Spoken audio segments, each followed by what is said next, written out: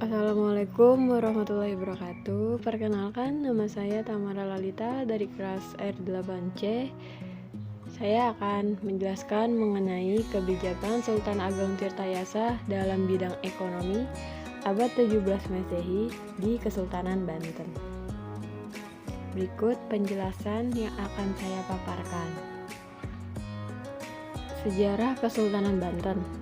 Kesultanan Banten merupakan kerajaan Islam yang pernah berdiri dan berjaya di ujung barat Pulau Jawa, yaitu di Provinsi Banten.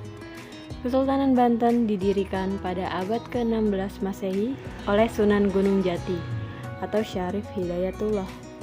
Meski sang Sunan tidak pernah menjadi raja pertama Kesultanan Banten adalah Sultanan Maulana Hasanuddin tahun 1552 sampai 1570 Masehi, yang juga merupakan putra Sunan Gunung Jati. Adapun raja terbesar Kesultanan Banten adalah Sultan Ageng Tirtayasa yang berkuasa pada periode 1651 sampai 1683 Masehi. Selanjutnya, biografi Sultan Ageng Tirtayasa. Sultan Ageng Tirtayasa atau Pangeran Surya lahir di Kesultanan Banten pada tahun 1631 dan meninggal di Batavia, Hindia Belanda tahun 1692 pada umur 60 sampai 61 tahun. Adalah Sultan Banten ke-6. Ia naik tahta pada usia 20 tahun menggantikan kakeknya, Sultan Abdul Mafakir, yang wafat pada tanggal 10 Maret 1651.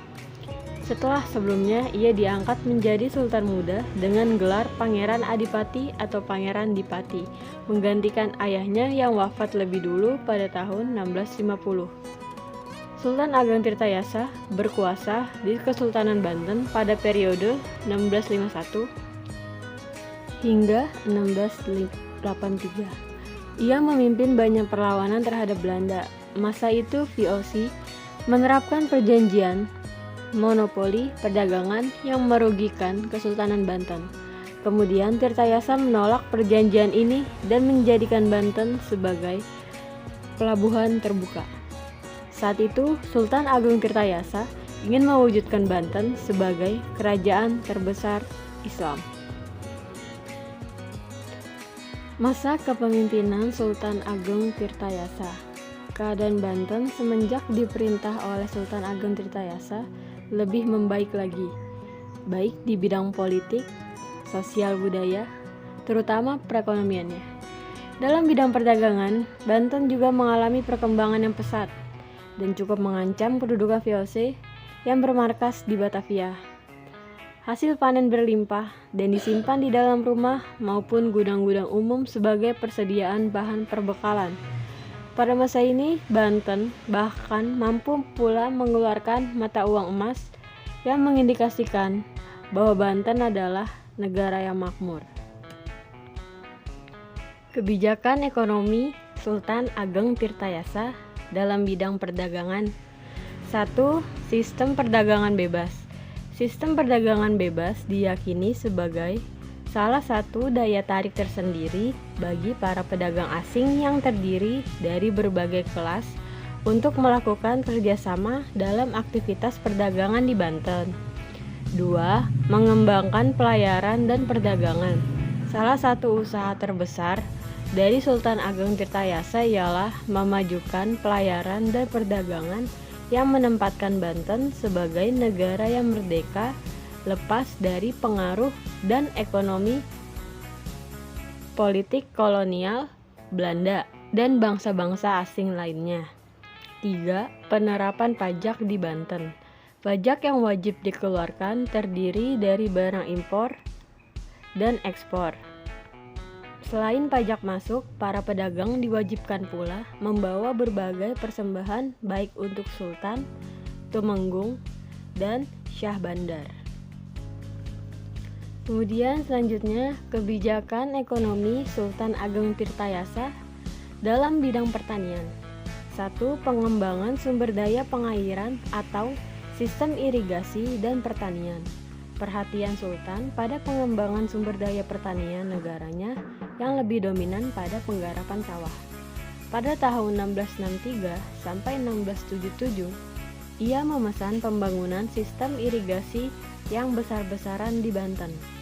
2. Mengembangkan tanaman lada dan kelapa di Banten.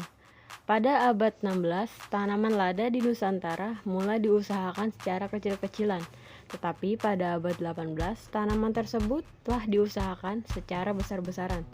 Selain perkebunan lada, Sultan juga mengembangkan perkebunan kelapa seiring dengan pengembangan sawah di Banten. Selanjutnya, hasil pertanian. 1. Beras. Perhatian Sultan untuk memeriksa persawahan menunjukkan bahwa tanaman padi agaknya bukan hanya dilakukan para petani yang semata-mata melakukan budidaya tanaman padi sebagai sumber mata pencahariannya, melainkan lebih mendekati pada pekerjaan sebagai buruh tani, yaitu bekerja mengolah lahan pertanian yang bukan miliknya. 2. Tanaman lada dan kelapa. Di Banten sendiri, lada dibudidayakan di kawasan pedalaman. Meskipun tidak disebutkan secara pasti lokasinya di daerah mana, lada yang dikeluarkan dari pelabuhan Banten setiap tahun cukup banyak. Tercatat di tahun 1603, orang Belanda mengimpor dari pelabuhan ini sejumlah 200.059 pon lada. Sedangkan pada tahun 1608, kapal Belanda bernama Bantam berhasil mengapalkan 8.440 karung lada. Tidak terlalu banyak sumber yang menceritakan tentang penanaman kelapa pada masa Sultan Ageng Tirtayasa di Banten yang wajib ditanam oleh masyarakat untuk ditanam di pinggiran Sungai Cisadane. Yang terakhir yaitu kesimpulan. Orang-orang Cina, India, Arab dan Melayu menetap di daerah pesisir dan mendirikan pusat-pusat perdagangan. Perekonomian dalam bidang pertanian dan perdagangan memiliki peranan penting bagi pembangunan Kesultanan Banten, di mana peranannya sebagai salah satu penopang kebutuhan hidup sehari-hari dan kebutuhan perdagangan. Perdagangan sangat bergantung kepada hasil pertanian, terutama kebutuhan untuk pangan. Sekian penjelasan dari saya, kurang lebihnya mohon maaf. Sekian dan terima kasih.